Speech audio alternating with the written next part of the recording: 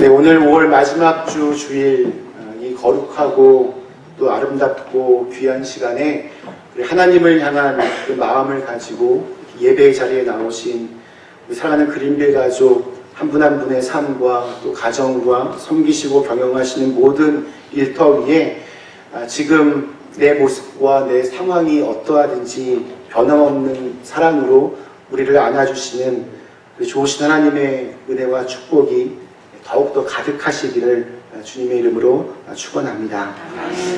행복하게 살고 싶다라는 주제로 우리 성경에 나오는 여러 축복의 이야기들을 살펴보고 있습니다.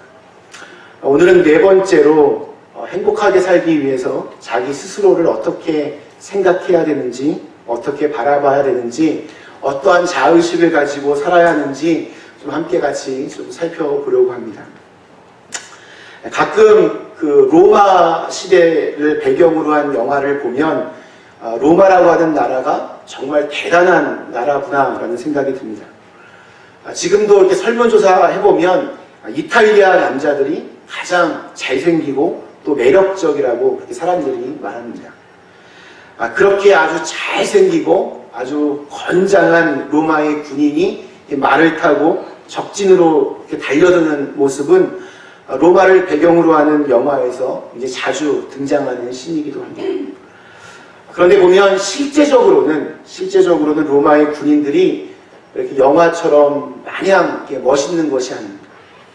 그들은 생각보다 굉장히 잔인한 사람들이었습니다. 한 로마의 장군이 자기 집으로 보냈던 편지가 남아 있습니다. 그는 아내가 임신 중일 때 전쟁터로 나가게 되었습니다. 얼마 후에 아내로부터 아들을 낳았다라고 하는 편지가 왔습니다. 그래서 그는 곧장 답장을 썼습니다. 그 편지가 아기 낳느라고 얼마나 고생했니, 얼마나 수고했니, 아기가 너무너무 보고 싶습니다. 정말 사랑합니다. 뭐 이런 식의 편지가 아니었습니다. 그 편지는 아주 짧고 비정했습니다. 아기는 건강한가? 건강하지 않다면 내가 도착하기 전에 죽게 하라. 실제입니다. 아기가 건강하다면 남겨두고 건강하지 않으면 죽이라는 그러한 내용입니다. 이것이 로마의 평화를 유지하던 그 로마 시대의 실제적인 모습이었습니다. 강한 것이 선이었습니다. 보면 지금도 크게 다를 바 없는 것 같습니다. 세상 사람들은 보면 강한 자들이 모든 주도권을 잡는 그러한 나라입니다. 강하지 못하면 죽습니다. 밟힙니다. 강한 사람만이 존귀하게 대접을 받는 세상에서 우리는 살고 있습니다. 그러다 보니 너도 나도 좀 더 강해지기 위해서 온갖 노력을 합니다. 돈을 더 악착같이 모아보려고 하기도 하고 더 높은 지위에 올라가려고 하기도 하고 아니면 육체적으로 정말 힘센 사람이 되어서 이렇게 운동도 열심히 합니다. 남들보다 더 강한 사람이 되려고 그렇게 다 노력합니다. 그것이 강해져야만 내가 행복해질 수 있다라고 믿기 때문입니다. 그런데 여기 이런 분위기와는 전혀 다른 특이한 이야기가 오늘 말씀 속에 등장합니다. 29절에 이런 말씀이 적혀 있습니다. 이러므로 너희가 주 안에서 모든 기쁨으로 그를 영접하고 또 이와 같은 자들을 존귀히 여기라.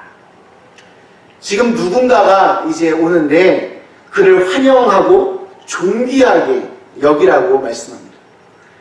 이 편지를 읽은 사람들은 빨리 나가서 이제 환영 준비를 해야 됩니다. 풍선을 불어서 매달기도 하고 현수막도 걸고 꽃다발도 준비해야 합니다. 그를 위한 성대한 파티도 이제 열어야 됩니다. 그렇다면 도대체 얼마나 대단한 사람이 오길래 이처럼 이렇게 환영하라고 그렇게 말하고 있습니까? 지금 로마 황제가 오고 있습니까? 지방 총독이라도 오고 있습니까? 그렇지 않습니다. 너무나 뜻밖의 사람이 옵니다. 그의 이름은 에바 브로디도입니다. 그는 원래 빌립보 교회의 교인이었습니다. 빌립보 교회는 감옥에 갇힌 바울을 사랑했고 이 에바브로디도를 뽑아서 감옥 안에 있는 바울을 돕도록 그를 로마로 보냈습니다. 그러나 그는 자기가 맡은 이 사명을 완수하지 못했습니다.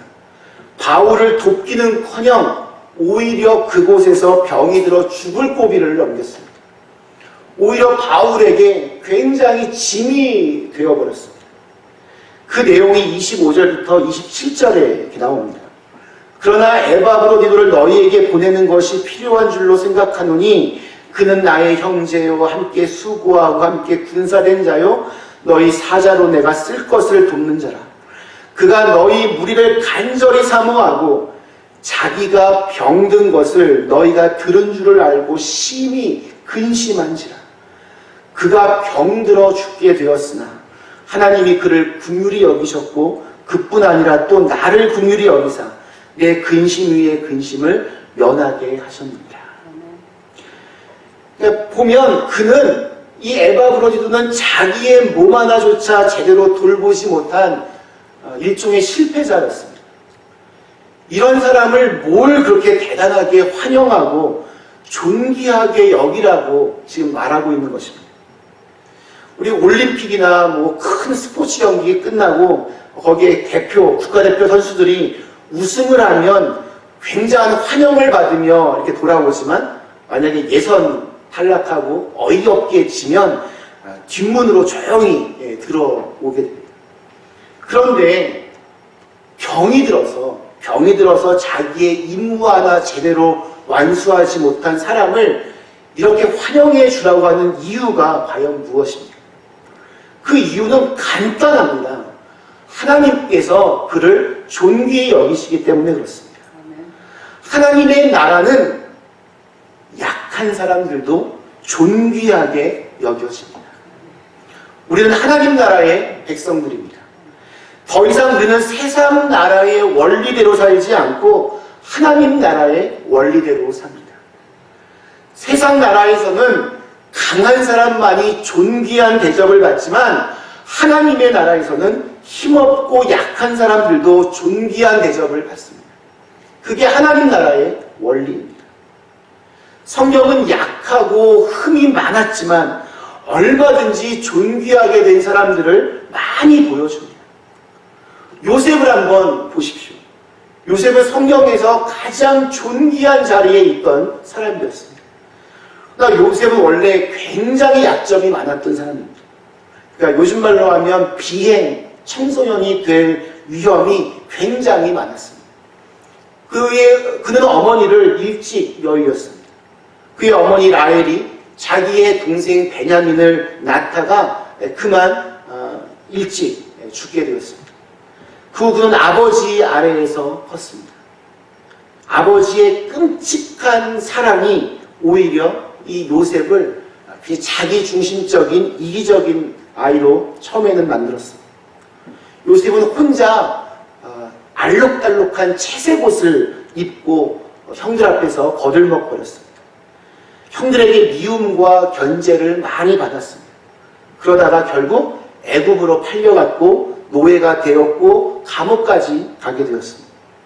이게 그가 살아온 인생입니다. 이쯤 되면 그는 망가질 위험이 정말 많았던 사람이었습니다. 다른 사람들 같으면 그 깊은 상처들 때문에 무너져도 몇 번은 무너졌을 것입니다. 그러나 우리가 성경에서 발견하는 나중에 이 요셉의 모습은 그가 과연 이렇게 힘든 시간들을 보냈는지 의심스러울 만큼 정말 아름답습니다. 그는 전혀 상처라고는 받아본 적이 없는 것처럼 그렇게 보입니다. 그는 자기를 노예로 팔았던 그 형들을 오히려 위로하고 가족 모두를 극진하게 부양합니다. 자기를 노예로 부리고 감옥까지 보냈던 애굽 사람들을 위하여 그는 총리가 되어서 그들을 다 먹여 살립니다. 진정한 시대의 리더가 되었습니다. 어떻게 이게 가능합니까? 하나님의 손길 때문이었습니다. 하나님 안에서 그는 많은 상처들을 다 극복하고 이겨냈습니다. 하나님은 우리의 약함에도 불구하고 때로는 그 약함을 극복하게 하시고 우리를 존귀하게 만들어 주시는 분입니다. 이것이 하나님 나라의 축복입니다. 이러한 은혜를 모두 입으실 수 있기를 간절히 축원합니다. 심지어 하나님께서는 약할 뿐만이 아니라 좀 약간 취해 보이는 사람들도 존귀하게 만드십니다. 우리 마태복음 1장에 보면 예수님의 족보가 나옵니다. 거기에는 4명의 여자들이 등장합니다. 우리나라도 그렇지만 족보에는 여자들의 이름은 없습니다. 남자들의 이름만 있습니다. 근데 여자로서 그것도 예수님의 족보에 그 이름을 올릴 정도면 정말 대단한 사람이어야만 합니다. 대단한 건 맞습니다. 그러나 우리의 예상과는 전혀 정반대로 대단한 사람들입니다. 다말이라고 하는 여인은 시아버지와 관계를 맺어서 시아버지의 아이를 낳은, 요즘 말로 하면 폐륜 며느리였습니다. 라합은 기생이었습니다. 기생이 무슨 일을 하는지는 자세하게 말하지는 않겠습니다. 생략하겠습니다. 룻은 이스라엘 사람들이 정말 용납하기 힘들었던 개보다도 못한 존재라고 여겨지던 이방 여인이었습니다. 밧세바는 우리가 잘 아는 대로 외간 남자와 정분이 나서 자기의 남편까지도 죽게 했던 여인이었습니다. 하나같이 예수님 족보에 올랐던 4명의 여인은 하나같이 다 모두 수치스러운 그런 과거를 지닌 여인들이었습니다. 그러나 이러한 여인들이 예수님의 족보 안에서 빛나고 있습니다. 이것은 어떻게 보면 하나님의 선언이기도 합니다. 예수님 안에서는 모든 약함과 추함도 빛나는 아름다움으로 바뀔 수 있다는 것을 선언하는 것입니다. 그들의 수치는 더 이상 그들의 미래를 지배하지 못합니다. 과거는 과거일 뿐입니다. 하나님은 이런 수치와 어둠의 이야기를 덮으시고 잊으시고 새로운 미래로 우리를 인도하시는 분이십니다. 우리 역시 연약하고 또 때로는 참 추하지만 그래서 존귀하게 될 수 있습니다. 우리가 믿는 우리에게 자녀가 되는 권세를 주신 하나님 때문에 그렇습니다. 이러한 사람들을 또한 존귀하게 여기라고 하는 이유는 하나님의 나라는 결과보다 과정을 더 소중하게 여기기 때문입니다. 하나님은 결과보다 어떤 일에 임하는 우리의 태도를 더 중요하게 여기시는 것 같습니다. 과정이 아름다우면 비록 결과가 좀 신통치 않더라도 우리에게 칭찬하십니다. 에바브로디도가 그랬습니다. 오늘 마지막 30절이 이렇게 증거합니다. 그가 그리스도의 일을 위하여 죽기에 이르러도 자기 목숨을 돌보지 아니한 것은 나를 섬기는 너희의 일의 부족함을 채우려 함이니라. 그는 자기의 목숨조차도 돌보지 않았습니다. 앞에서 말씀드린 것처럼 이 에바브로디도는 지금 병이 들어서 곧 죽을 직전이었습니다. 그럼에도 불구하고 자기가 지금 아픈 몸을 가졌음에도 불구하고 죽기를 각오하고 바울을 도우려고 애를 썼던 사람이었습니다. 이런 태도가 정말 중요한 것 같습니다. 비록 내가 병들어서 할 수 있는 일이 많지 않지만 할 수 있는 대로 내가 최선을 다해서 그 사명을 감당하겠다는 이러한 진지하고 좀 충성스러운 태도가 우리에게 필요합니다. 여러분, 약하다고 해서 포기하지 마십시오.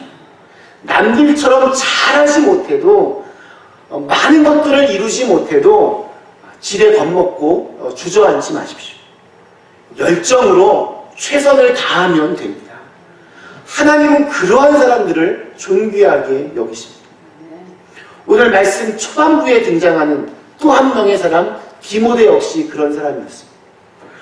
그 역시 핸디캡이 정말 많았던 사람이었습니다. 우선 그는 출신에 문제가 있었습니다. 그의 어머니는 유태인이었고 그의 아버지는 헬라 사람이었습니다. 당시 유대 사람들은, 이스라엘 사람들은 다른 나라 이방인들과 결혼하는 것을 굉장히 싫어했습니다. 그래서 아마 디모데가 목회하던 곳에서 이스라엘 사람들은 아마 디모데의 출신 성분을 가지고 아마 따졌을지도 모르겠습니다. 또 그는 몸도 굉장히 약했습니다. 디모데전서 5장 23절에 보면 이제부터는 물만 마시지 말고 네 위장과 자주 나는 병을 위하여는 포도주를 조금 쓰라 라고 바울이 이렇게 권면하고 있습니다.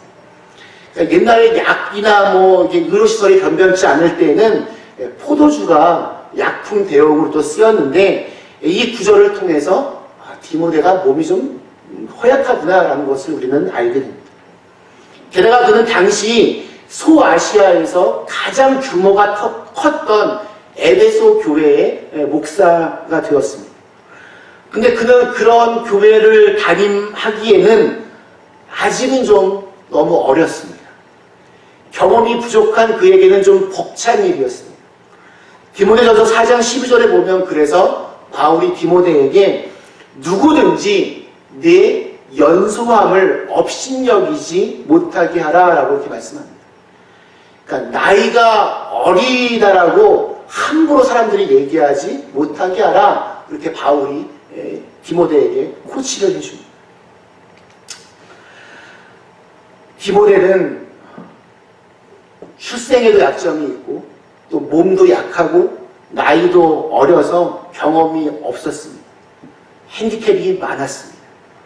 그러나 디모데 역시 그냥 약한 사람으로 남아있지 않았습니다.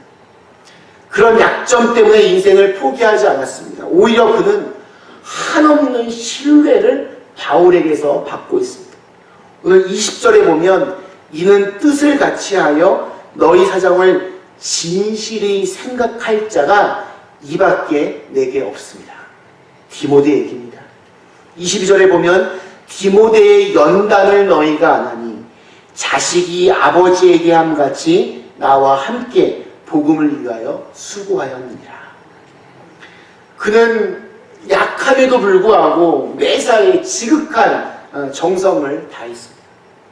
바울에게도 최선을 다했고 자기가 섬기던 교회의 교우들에게도 그렇게 했습니다.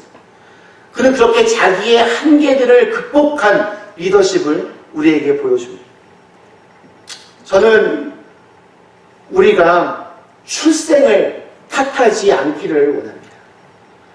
몸이 약하다고, 가진 게 없다고, 환경이 좋지 않다고 그렇게 원망하며 시간을 보내지 않았으면 좋겠습니다. 주님 안에서 우리도 할 수 있습니다. 약해도 존귀한 사람이 될 수 있습니다. 과거가 취해도 존귀해질 수 있습니다. 그러므로 우리는 결코 이 현재의 삶을 포기하면 안 됩니다. 우리가 지금 살아있는 이유는 어떤 사명이 있기 때문입니다. 뒤집어 말하면 아직 할 일이 남아있기 때문에 하나님께서 우리를 지금 살려두시는 겁니다. 그리고 살아있음에 감사하면서 살게 하시는 이유를 발견하여서 그것을 위하여 사실 수 있기를 축원합니다. 잘할 수 없어도, 좀 많이 할 수 없어도 일단 하는 것이 중요합니다. 더 나아가서 설령 아쉽게 그 일을 잘하지 못했지만, 생각만큼 큰 어떤 일을 이루어내지 못했지만 그는 정말 노력했던 사람이다, 이런 평가를 우리가 들어야 됩니다. 그 태도가, 그 마음가짐이, 그 모습이, 이것이 중요합니다. 세상은 언제나 결과만을 가지고 모든 것을 판단하려고 하지만 하나님은 이런 과정, 태도, 우리의 마음, 우리의 중심, 이 모든 것을 종합적으로 보시는 분이십니다. 우리 예수님은 변두리에 있는 약자들을 한 복판으로 세우시는 분입니다. 우리 예수님께서 어느 안식일에 회당에 들어가셨습니다. 거기에 한쪽 손이 말라서 사용하지 못하는 한 장애인을 보았습니다. 그는 저 구석에서 자신 없는 모습으로 이렇게 쪼그리고 앉아 있었습니다. 당시 율법에 따르면 장애인은 성전에 들어갈 수 없었습니다. 그리고 일을 할 수 없었기 때문에 가난할 수밖에 없었습니다. 그는 그렇게 변두리만을 배회하던 불쌍한 사람이었습니다. 그러나 주님이 그를 보자마자 말씀합니다. 한 가운데로 일어서라. 이것은 초청이자 예수님의 명령이기도 했습니다. 더 이상 구석에서 쪼그려 있지 말고, 더 이상 변두리의 주변이 되지 말고 한 가운데 중심으로 오라는 것입니다. 같은 상황, 같은 말씀, 같은 사람이 선포해도 어떤 사람들은 부끄러워서 아마 일어서지 못했을 수도 있습니다.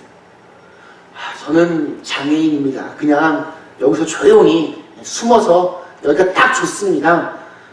일어서기를 거부하는 사람도 분명히 있을 것입니다. 그러나 이 사람은 주님 말씀에 의지하여 일어섰습니다. 그리고 주님은 내 손을 내밀라 하셨습니다. 많은 사람들이 이 자신의 말라붙은 손이 부끄러워서 사람들이 그 보는 앞에서 자기 손을 내보이는 게 쉽지 않았을 겁니다. 그러나 그 사람은 주님의 말씀에 의지하여서 손을 내밀려고 애를 썼고, 그 순간 그의 이 메말랐던 손이 쭉 퍼지면서 새 힘을 얻게 되었습니다. 오늘 우리 역시 주님을 향해 굳어버린 우리의 손을 내밀어야 됩니다. 그리고 은혜를 입어야 됩니다. 내 약함을 탓하지 말고 떨치고 일어나서 존귀한 삶에 좀 도전해 봐야 됩니다.